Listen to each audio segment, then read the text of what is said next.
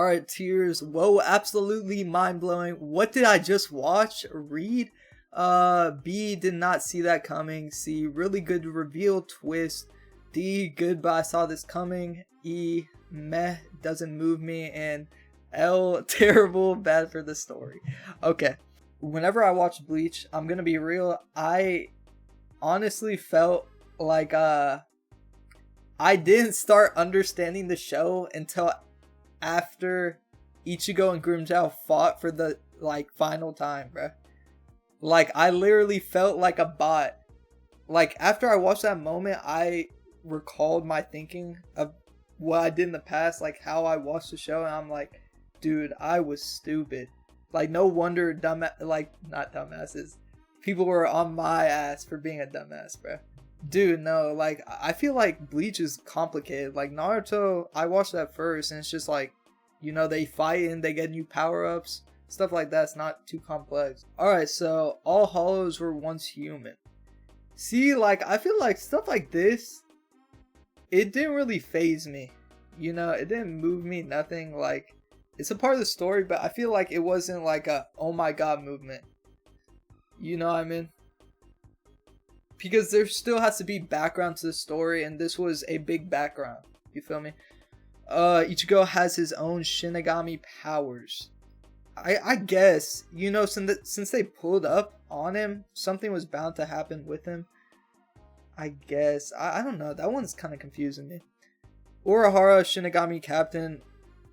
He's a unk, you know, super knowledgeable. He had to be something super prevalent in the show, right? So I assumed he had to be a strong guy, so I kind of saw this coming, I'm gonna be honest. Rukia is the one who killed Kaien. Okay, this I did not expect at all. I say it was a really good reveal twist. I did not expect Rukia to be the one that smoked him. Yoruichi's true form, mind-boggling. The baddest in the show, bro. I did not expect all of that. Like, even that cat, I didn't, like, that cat had like a deep ass voice. I did not expect Yoruichi to pop out of that. Okay, Zanpakuto have a second release. Okay, I feel like I've heard the term bankai, but I never knew what it was. But nah, this shit was hard. This shit was actually sick. I would say it was a really good. I kind of like heard of it, but nah, that shit was sick. Mayuri killed Ashida.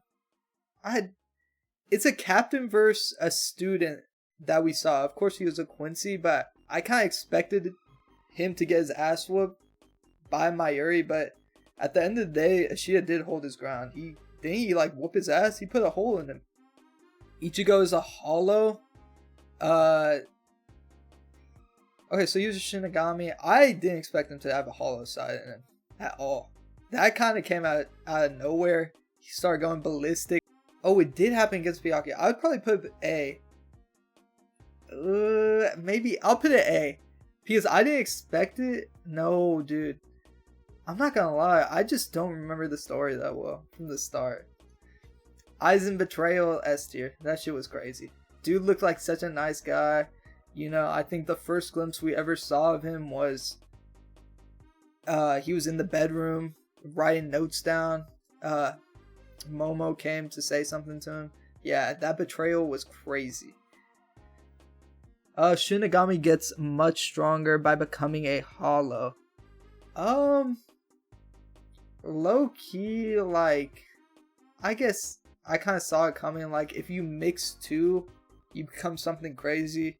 Like, hollows at the start were already super strong, so combining the two, I would assume, makes you a mutant and you're stronger, you feel me?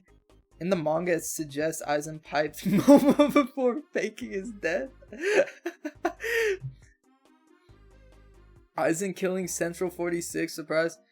I would say that too, but low-key, he literally stabbed Momo. So low-key, I don't see that as that surprising. That dude was on bad timing, man. Ishin and Ryukin reveals. I didn't see it coming. I would say it's a good twist. You know, that they were like that. I'm excited for those two in 1,000 Year Blood War. Hear me out. This is a little prediction. I think these two, they come out of nowhere. Of course, everyone is in the royal palace. Urahara, Yoruichi, all of them, the visor, they're going up right now. They're going to help out. I don't even know how they come in. I just feel like these two are going to work together though. But can they convince their sons and like kind of explain to them the real backstory? I don't really know. I'm excited for that. I really think they could have some badass scenes together. Like imagine back and back just taking care of business. I really like Ryukin too, so I'm excited for that. Ikkaku has a bankai. That's S tier. In the moment, I didn't understand it, but dude, it's just madness. I forgot what C he was. He was very low. But for him to have a bankai and just take out that Rankar, next level. He's only 4. I would say A. Okay, I thought he was like 1. That dude was a demon. Ulquiorra, we kept on seeing him come to the world of the living. And, he would just stand on business, whoop everyone's ass, and then leave, right? I thought he was top 3 at least. To be fair, in that second resurrection, I would say he's top 3 easily. Okay, no, I would say, what did I just read? Actually, no one expected that out of here, low key. Okay, if I say this, I have to put Ulquiorra here too. Okay, no one expected Nell to be like that though. I would say like Espada reveals are really, like, they were really prominent in the show. Like, they definitely shocked me. Yeah, I'd say those two. I low-key even might put Ichigo here. We'll just see. Visors were former captains. C. Just because they were whooping ass. Like, Shinji was walking upside down. Like, Shinji was ready nice. They had the mask and they were like helping out Ichigo. I assume they were prominent back in the day because they were, taking care of business. They had to be strong for some reason. Shinji knew that Aizen was sus. This was one of my favorite moments in this show. When Shinji's just walking along Aizen's spine and he just opens that bitch up. Dude, that shit was fire. I low-key want to put this in S. It could be like between S and A. But I'll probably put it A because these moments were just out of this world. I forgot that they even talked about Squad Zero in the original. Right? Yeah, I forgot about all of that. Let's see. I would say didn't see it coming just because I didn't know there was a stronger power than, the captains and lieutenants. I would say it's high just because, or I would say B. Wait. What did I just watch or did not see that coming? Honestly, low-key A, just because it played such a big factor, it had a big impact, and it really showed the rivalry with Urahara and Aizen. But also, like, of course he made that big betrayal, but I didn't think it went back all the way to the visor. Aizen, I thought, like, okay, in that moment he was like, I'm tired of all this. But the fact that he was ready, a badass dude back in the day, that I didn't expect that much out of him. Stark is number 1. I gotta say, it was mind-blowing. I love this moment. I remember, dude, I made this my thumbnail and everything. It was just such a cool moment whenever he takes off the glove like this, has it by his face, number 1. I thought he was like, I low-key thought he was 2 or 3. I didn't think he would be number 1. I thought Baragon was number 1 just because he was older, but his reveal was sick. It was so well done. Ulquiorra and Grimmjow. Ulquiorra has a second resurrection. Mind-boggling. Amazing moment. I just love this fight so much. He's whooping Ichigo's ass. Literally is looking like Michael Jordan dribbling Ichigo's head into the ground. And then Ichigo comes back at him. Ichigo comes back from the dead. S tier. That shit was phenomenal. Wait, that's not Aizen. That's S tier moment, bro. I do not care. Ichigo was just screaming. all the captains were just in a trance. Amazing moment. Aizen's planned Ichigo's entire life S tier. Come on now. He planned his whole life. He literally planned Ichigo's birth. Come on now. No, the Hogyoku can materialize desires. I'm not gonna lie, like, that doesn't faze me too much. I still don't even, the Hogyoku, I feel like it's still kind of a foggy image in my brain. Gin betrays Aizen S tier. Like, think about it. Gin, he has been doing stuff for years. He hasn't broken any of Aizen's trust. You know, he even almost packed up Hiyori in half. And he was really playing the long game. And then just backstabbed him in that form he was in, that Hogyoku form. Dude, that was absurd, bro. That death was so sad. Dude, that literally had me in awe. Final gets a good Tensho. I would say it's S. I love this form so much. This form and the Hollow Ichigo against Ulquiorra, those are the best forms. Like, this one was just so beautiful. The wrap, I don't know if he had a mask, but the black hair, he just looks so tough, man. And then Mugetsu, that slash, absurd. Ichigo, like, when he came back and he was in like that time chamber, he was on a different type of timing. Urahara seals Aizen with new Kido. I would say it's a C. It's good. Or, yeah, I low-key expected him, because I would say Ichigo, or not Ichigo, Urahara and Aizen, they're playing one big game of chess. That's how I see it, at least. And they're just going back and forth, even back to the days with Holification. So I was thinking he was going to do something like that, right?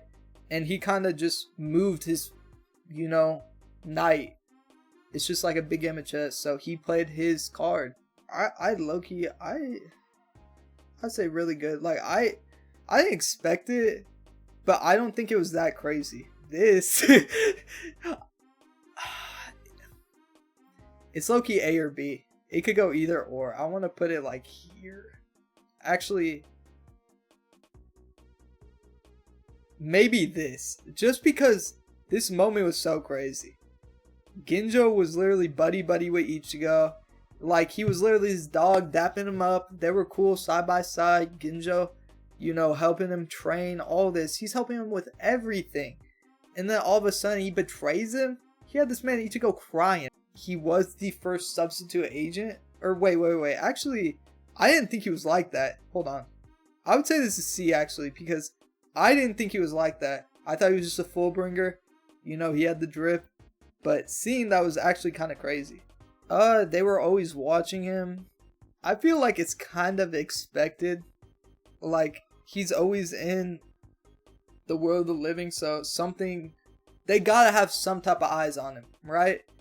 But I feel like it wasn't that big of a deal. I don't think it was that big of a deal, personally. Because I kind of assumed they always had eyes on him, because he's a Shinigami at the end of the day, and he played such a big factor for him. There are more Quincy's alive. What did I just watch? Just see him pull up? Hold on. Actually, this was... There are more Quincy's... It's like, what did I just watch? Yeah. Nah, that shit... Just seeing that there were more was absurd. Yamamoto fought the Quincy King 1,000 years ago. I would say B. B or C. Just because... For Soul Society to be on top, he had to fight someone. Ishida, he was ready. He was like the last remaining Quincy, as they stated, right? So he had to take out someone. Quincy's can steal bankais. I think that was mind-blowing. Like, they are literally finessing the strongest move a Shinigami can have. That's absurd. Wait, that isn't Yuaba? Oh my god, S tier, bro. This whole 5 minutes of his realization, all that pain he put into a fake ass Yuaba, into that, you know, distraught, depressing moment for Yama, phenomenal moment. phenomenal. Gotai, I would say A, but nah, this was low-key S. Dude, Gotai 13 back in the day was so fire. Ichigo being a Quincy, did not expect this. That dude is a combination, you know, Hollow Shinigami, Quincy, who would have expected that? Like, I guess it kind of makes sense now, but I didn't expect him to be a Quincy. Because, like, yhwach was the one that revealed it. Yeah, no, Kubo, he needs to do more with Gotai 13, the OG one. They were badass. Those guys were literally bloodthirsty. They were monsters. Destroy bankai cannot be fixed. I feel like that's just kind of common sense, though. Like, if you break a blade, can't be fixed. Like, I don't know, something so big as a bankai, I feel like that kind of makes sense, though. Unohana is the first kenpachi. When she walked through that doorway, what was it? Like Shunsui said, the first kenpachi, Unohana, and she walked through the door. Cinema. Like a D, right? Because we knew he was super strong, and why is Ichigo tossing him around? Like, that don't make no sense, okay? Come on now. But yeah, I feel like it was kind of expected that he wasn't trying his hardest.